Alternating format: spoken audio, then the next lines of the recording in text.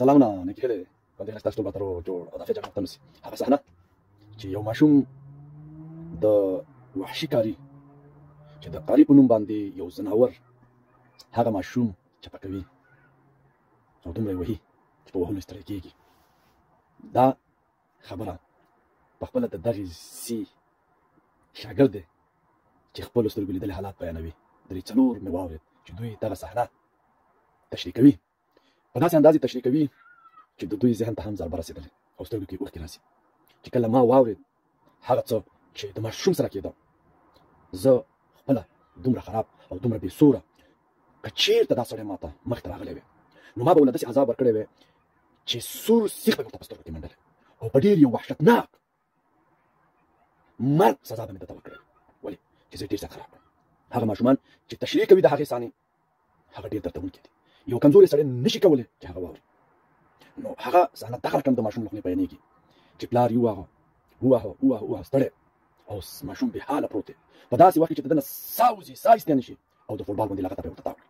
بیا یې پلار چې قاري دی د هغې نه بعد د ده زوی دی چې هغه راځي او هغه په شروع کوي. بس برای خدا داسې وحشیانو ته هم خلک اولاد پرېږدي.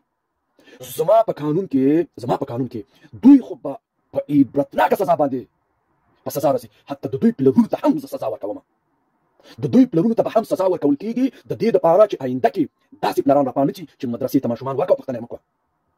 ملا باندې به د جهنم خشاک اچوي، جهنم ته ودېږي. مقصد مې د دې خبرې نه دا دی چې همدغه ملایان به په جهنم کې د جهنم اور په تودېږي.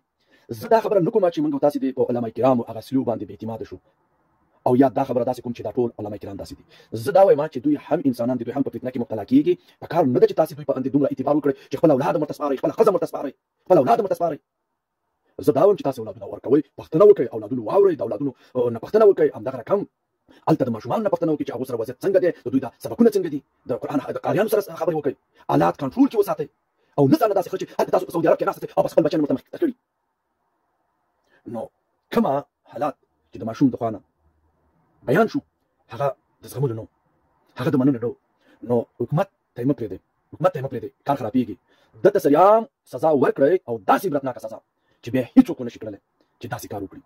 زه ډېر زیات دردېدلی یم او د دې خاتمه باید راشي. ولې چې دغه فتنې ډېرې زیات تکرار شولې او ډېر دغه بد کارونه شوي او دلته اوس جدي ګامونه اخیستل پکار دي.